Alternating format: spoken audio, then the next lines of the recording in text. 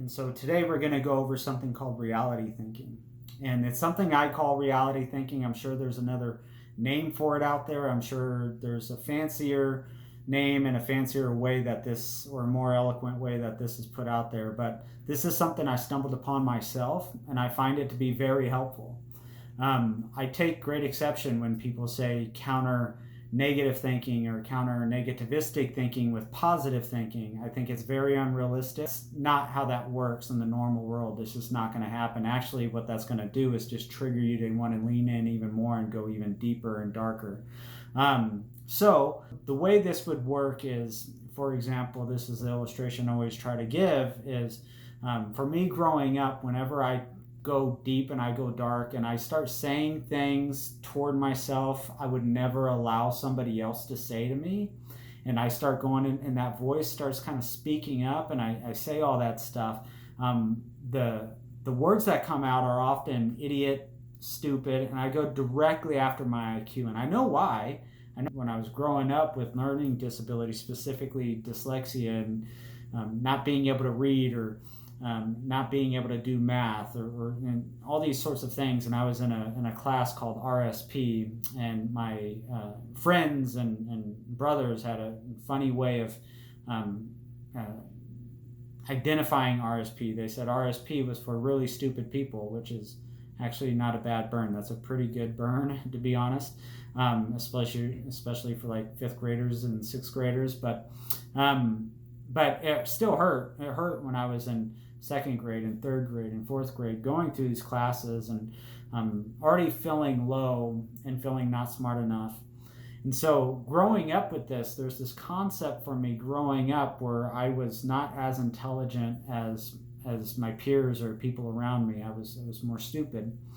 And I had that reality, and as a result, it gave me poor grades because I wasn't putting in effort towards school, which only validated the fact that I was stupid because of the poor grades and because I graduated with a fifth grade reading level. And so whenever I go hard and I go in on myself and I start trying to really hurt myself within the negative voices, it always goes after IQ. And so what I'll do is give you a real life example. I like doing woodworking out here on my property, and one day when I was first getting into woodworking, most people probably know that one of the key concepts to woodworking is measure twice, cut once, right? And I already knew this going in, but I was getting the job done. The sun was getting ready to go down. I was coming up on my last pieces of lumber, and I'm cutting them and all this sorts of things. And I come to this last piece and I measure it quickly and I cut it. And then I go, as I'm heading in for the day, and I'm heading in to go and have dinner and settle down for the rest of the evening, I realized that this piece is smaller than the rest of the pieces, and it's my last piece of lumber. And I realize, crap, I've screwed up. I've messed up. And all of a sudden, I'm filled in my body with this sense of anger. And I could feel this heat ruminating throughout my body, this rage. And when I get angry, I really feel it in my jaw. I can feel this clenching in my jaw. And then the words, though they're not coming out of my mouth, the words in my head are just rotating and ruminating. You freaking idiot. You're so stupid. Why would you do that? You should know better. You're so stupid. Why have you done that? And I'm just digging in, and I realize, I got a tool for this. So I start to use the tool, and I do something very simple. I ask myself a very basic question. I say, hey, Kenny, what's your deal? That's the first thing you do within reality thinking, is you ask yourself a very basic question, as if you were talking to a friend, as if you were talking to a spouse, a child, something like that. I want you to ask just the basic question: what's your deal? What's your problem? What's wrong? Right? You find your own verbiage and what you would use. And so for me, I say, hey, Kenny, what's your deal?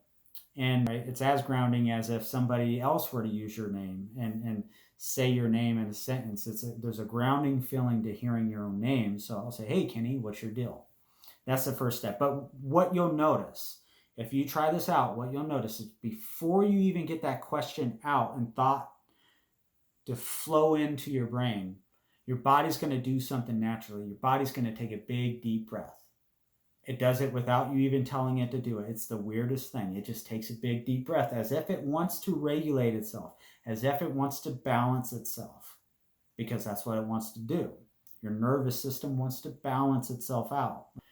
Now, just off of that deep breath and asking the question, I've already now brought myself into where I'm starting to think a little bit more rationally. I was already feeling my feelings. No problem with feeling my feelings. I was just feeling them too much so that I wasn't thinking rationally. So now what I start to do is start to think rationally by asking this question and taking that deep breath. Okay, Kenny, what's your problem? Okay, so my problem is I feel like an idiot. Boom. Okay, we already have the answer now. We already have the answer. I feel like an idiot. Okay. So now I can start to play a little bit of therapist with myself, right? Okay. So you feel like an idiot. So you're not an idiot. Okay. So we can define the difference, right? You feel like an idiot, but you're not an idiot. Okay. Now I'm a little bit more connected with myself, and I'm really in this place where I'm starting to get rational. Okay. All right. So why do you feel like an idiot? Because I did something idiotic. What did you do that was idiotic? I sped through the cuts and I cut this last piece of lumber that I had just 1/4 of an inch too small. Yep, that was stupid. That was idiotic. Yeah. Okay, fair enough. Okay, so notice what I'm doing. I'm not trying to invalidate my feelings. I'm not trying to do that. In fact, I'm almost like, yeah, like what you did was stupid. Yeah, okay. All right. But by being able to acknowledge that and not try to do all this positive reframing and trying to get it and trying to like really like massage your own shoulders or something, what you're really doing is you're validating the feelings. Yeah, like what you did was stupid, but you are not stupid. So let's identify the difference. Can we identify the difference that what you did was stupid, but you are not stupid? Okay, good. Now I'm rational. I'm still feeling my feelings. Okay, cool. So I'm in something called window of tolerance. So both things are doing really well. I'm starting to balance myself out. My feelings aren't going away completely. I don't feel hunky-dory. I'm not skipping around. Yay, life is cured. Everything's great now. I'm not doing all of that. What I'm doing is I'm recognizing, okay, this is a sucky situation and it sucks because I made it suck. Okay. So now I can start to move in, now that I'm rational and I'm feeling my feelings at the same time, I can start to move into some problem solving. Okay, so what can you do about this situation? What I can do about it is, well, I clearly need more lumber. I want to get started back on the job tomorrow morning. What I can do is I could grab the boys, I can throw them in the truck, my sons. They think the lumber yard's like Disneyland. They think it's great. They love the drive out there. They think my truck, which isn't even lifted, is a monster truck. They call it a monster truck. They love the drive out there. They love going to the lumber yard. Okay, so let's take them out to the lumber yard. Let's go buy some lumber and then bring it back. What have I done? 2 birds, 1 stone. Basically, I had some evening time with my sons, being able to let them enjoy the experience. Their enjoyment rubs off on me. I have a good experience, and then I'm able to get back at it the next day, right? And it was 1 piece of lumber, by the way. It was 1 piece of lumber, right? So that's reality thinking. Reality thinking is at the same time. And another thing is you want to start becoming acquainted with your body when you start to go into this negative thinking. You want to say, okay, well, what is it? For me, I notice it in my jaw, or I might notice my body heat temping up, right? If you can notice it within your body before it starts really dysregulating and going into patterns of thinking way rational, then the sooner the better. Then you can start to go into this reality thinking. You ask yourself that question, you take a deep breath, and then you follow up with a few more simple questions. You get to, or in problem solving thinking, and you get to this place where you can actually feel like, okay, this sucked, but at least it wasn't totally unproductive.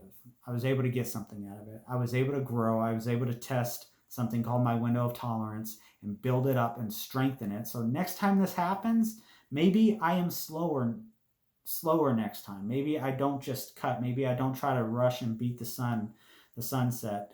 You know, I'm more likely to make a better choice next time. Okay, so that's reality thinking.